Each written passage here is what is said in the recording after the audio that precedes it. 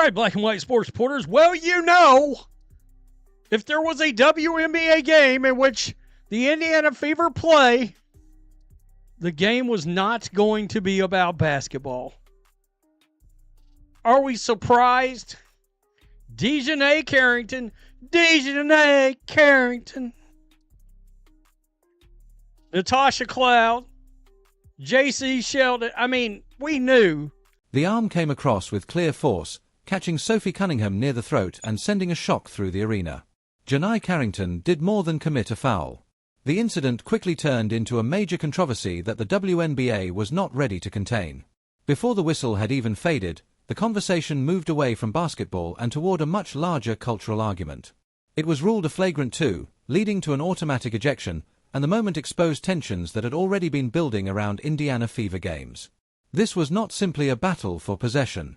Many fans saw it as a deliberate message, and the league's handling of the situation has added even more frustration over how games are being officiated this season. Sophie Cunningham. Face coming down, trying to prevent the layup, but that is just right there. A hard hit. Sophie was not having it. You know Sophie, she ain't backing down. Sophie was ready to go. And you got Dijonai Carrington running to the threads. She didn't put this on Twitter, by the way. But she did make a post on Twitter. So she tweeted out white privilege in caps at Indiana Fever. Unbelievable. The officials made the call on the court, ejecting Carrington after the hard clothesline, but the bigger controversy began once she reached the locker room. Rather than publicly showing regret over a dangerous play that could have badly hurt another player, Carrington turned to social media. She did more than post a simple reaction. Her message quickly added fuel to an already heated situation. While her teammates were still competing on the court, she was creating a narrative that would remain in the headlines for the following 2 days. The move made it clear to many viewers that the story had moved beyond the result of a basketball game. It had become something far more personal, emotional, and confrontational. Carrington running to the threads. She didn't put this on Twitter, by the way. But she did make a post on Twitter. So she tweeted out white privilege in caps at Indiana Fever. Unbelievable. Unbelievable. Can I just be real? How many black races are there in the WNBA? Seems like a bunch that just can't stand white folks. Just can't stand white folks at all. Carrington's message was brief, direct, and highly controversial. She wrote white privilege in capital letters while tagging the Indiana Fever. The post immediately created another debate about race, sportsmanship, and responsibility. Critics questioned how someone could receive a flagrant 2, be ejected, and then turn the conversation toward racism from the sidelines. Supporters and critics interpreted the situation very differently. The central issue on the court was still the forearm that struck an opponent near the neck. Yet Carrington's message shifted attention away from the foul itself and toward a broader argument about racial treatment and the way consequences are handled inside the league. Now, I tagged the WNBA in this at WNBA. This feels like a threat against the Indiana Fever. Dijonai tweets out 8:23 with a smile. Now, again, that's the next time they play, folks. What you gonna do on 8:23? What's going down 8:23 at Kathy Engelbert? At W?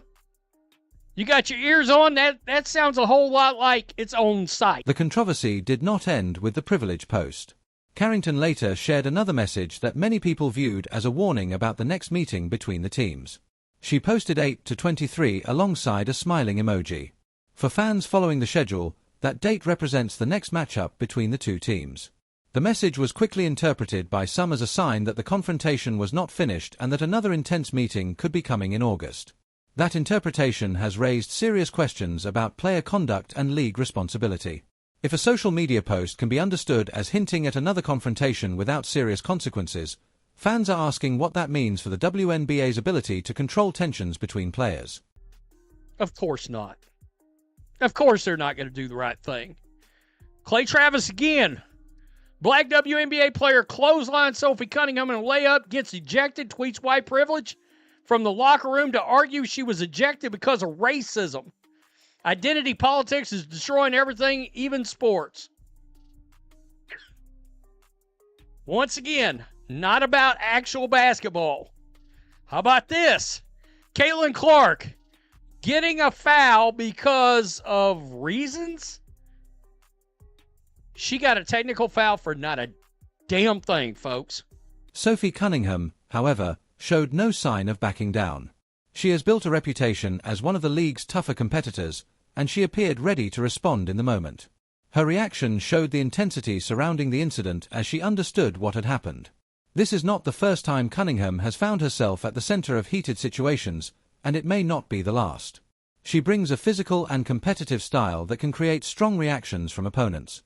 While Cunningham remained focused on competing and helping her team win, the conversation around Carrington quickly became focused on social media reactions, public perception, and everything surrounding the actual basketball game. Getting a foul because of reasons? She got a technical foul for not a damn thing, folks. Not a damn thing.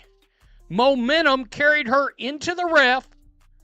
She brushed up against the ref. And let me keep it real. I'm going to keep it real. The DEI official, Rhodes said it. You heard me. The DEI official tees up Caitlin Clark. By the way, if the WNBA does not rescind this technical... Just when the situation seemed unable to become more dramatic, attention moved toward Caitlin Clark. The young star was having an outstanding performance, finishing with 26 points and 11 assists. She was doing exactly what many expected when she entered the league, bringing attention and excitement to women's basketball. But another officiating decision suddenly shifted the spotlight. Clark was given a technical foul after an incident that many viewers believed did not deserve that punishment. The call immediately created another wave of criticism and left people inside the arena stunned. To many fans, it looked less like a normal technical and more like a decision that could interrupt Clark's rhythm and slow the Fever's momentum. Right thing. And based on anything, how about this? You got a huge game against the other largest market team. You got the most popular team, if there is such thing as America's team, versus the New York team. That's a huge game for the league. You going to suspend Caitlin Clark for that game? It wouldn't. I got to be honest with you. This league is so dumb when it comes to business decisions. Wouldn't shock me. It wouldn't shock me. It should get rescinded.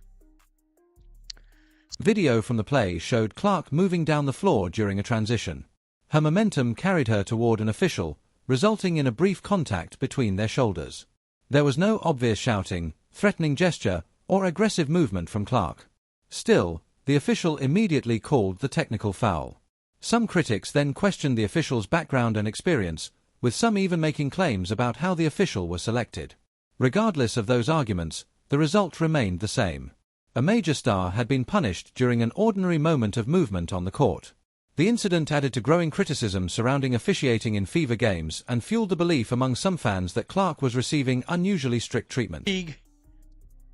They legitimately cannot accept that the phenom from Iowa and the tall, beautiful, good-looking blonde are the two most popular players in the league. And let me keep it real, because this is what I do. They're both white and straight. Be mad. Be mad. Be big mad. Looks like they are, to be honest with you. Peace. I'm out. Till next time. This technical foul could have consequences far beyond one free throw. If the WNBA refuses to rescind the technical after review, Caitlin Clark could face an automatic suspension depending on the league's disciplinary rules. That would potentially keep her out of the highly anticipated matchup with the New York Liberty. The game has been viewed as one of the biggest remaining attractions on the schedule, especially because it features one of the league's most recognizable young stars against a major opponent in one of the country's biggest markets. Losing Clark because of a disputed technical would create a major problem for the league, both competitively and commercially.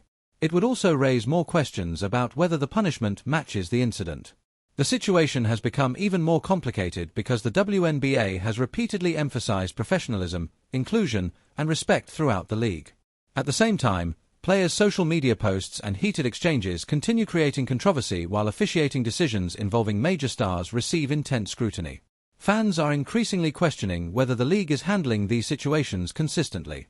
Clark has also faced heavy physical pressure during games, with frequent contact and hard fouls becoming a major part of the discussion surrounding her season. Despite that treatment, she has continued producing at a high level. During this game, she needed a difficult three-pointer over the much taller Camila Cardoso to help keep her team ahead. She was dealing with pressure from defenders, officials, and the enormous expectations surrounding her, yet she still finished with a double-double and helped the Fever secure the victory. That performance showed her ability to stay productive under difficult circumstances. The debate over technical fouls has also created questions about consistency. Several players have reportedly had technical fouls removed after review this season, leading fans to ask why similar consideration should not be given to Clark. Critics believe the possibility of suspension should not remain over a player because of a questionable call. Clark's aggressive style is part of what makes her so popular, and she continues to play with confidence rather than backing away from competition. At the same time, some veteran players have struggled publicly with the enormous attention surrounding the new generation of stars. Clark arrived from Iowa and quickly became one of the biggest attractions in women's basketball, bringing packed arenas, strong merchandise sales, and major television audiences. Instead of focusing only on those positives, some online arguments have turned toward race, identity, and who should represent the league. Carrington's white privilege post became one of the clearest examples of that debate and pushed an existing cultural argument into the center of the sports conversation. Meanwhile, Kelsey Mitchell and Aaliyah Boston delivered strong performances that deserved more attention. Mitchell scored 27 points and consistently attacked the defense, while Boston collected 11 rebounds and made important contributions defensively. Both players showed why they are important parts of the Fever, but their efforts were overshadowed by the controversy surrounding the game. That is frustrating for players who want the focus to remain on basketball rather than social media disputes and questionable officiating. The wider WNBA environment has also become increasingly divided online, with commentators and players arguing publicly and fans choosing different sides. Some believe the league should grow through competition, star power, and strong performances. Others focus heavily on cultural and identity issues that have become part of the discussion around the sport. The growing divide is happening at a time when the league has more attention than ever, making the conflict even more visible. League officials now face pressure to address these problems instead of hoping they disappear. Another strange part of the debate involves accusations of cultural imitation. Some critics pointed toward Carrington's blonde hairstyle while discussing her comments about white privilege and compared her appearance with Cunningham's. That detail may seem minor, but it became another talking point during an already heated argument. The larger issue is whether these personal and cultural disputes are distracting from what should matter most, which is the quality of basketball being played. The Indiana Fever have increasingly become one of the league's biggest attractions, largely because of the attention surrounding Clark and the team's competitive performances. Every game now brings enormous interest, and every controversial moment receives immediate national discussion. Despite the pressure, Indiana continued competing and escaped this matchup with a victory. The team's resilience has become one of its defining qualities, and Clark has remained at the center of that success. The next meeting between these teams will therefore receive even more attention. If the league believes Carrington's post crossed a line, fans will expect the situation to be addressed before another confrontation occurs. The earlier hard foul has already raised concerns about player safety, and nobody wants the next meeting to produce an even more serious injury. League leadership needs to make clear that dangerous actions will have consequences regardless of which player is involved. Officiating has also become a major talking point in Fever games. What some fans once considered simple mistakes are now being viewed as part of a larger pattern. The technical foul against Clark became another example cited by critics who believe she is being treated differently. Whether that perception is accurate or not, the league has a responsibility to maintain confidence in its officials and explain controversial decisions when necessary. The WNBA is experiencing a major shift in attention, and Clark is one of the biggest reasons for it. Yet much of the conversation around her games is increasingly focused on fouls, technicals, arguments, and social media controversies instead of her passing, scoring, and overall impact. That is unfortunate for the league and for every player who wants their basketball performance to receive the attention it deserves. As the Liberty matchup approaches, the stakes become even greater.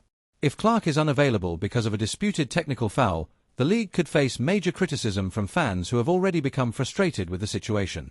The upcoming game will also test how seriously the WNBA takes consistency, player safety, and discipline. Fans will be watching closely to see whether the league reviews its decisions fairly or simply stands behind them. The next Fever and Carrington matchup is already drawing attention because of everything that happened in the previous meeting. Everyone will be watching to see whether the tension continues or whether both sides move forward. The league should make sure officials are prepared and that players understand there are consequences for actions both on and off the court. If the WNBA wants to continue growing into a major professional sports league, strong standards have to apply to everyone. The fans ultimately want the same thing they want from any major sport. They want talented players, competitive games, exciting moments, and fair treatment. Clark and Cunningham have become major attractions because they bring intensity and personality to the court, while Mitchell and Boston continue showing their own quality as players. Every new controversy increases attention, but too much conflict can eventually distract from the sport itself.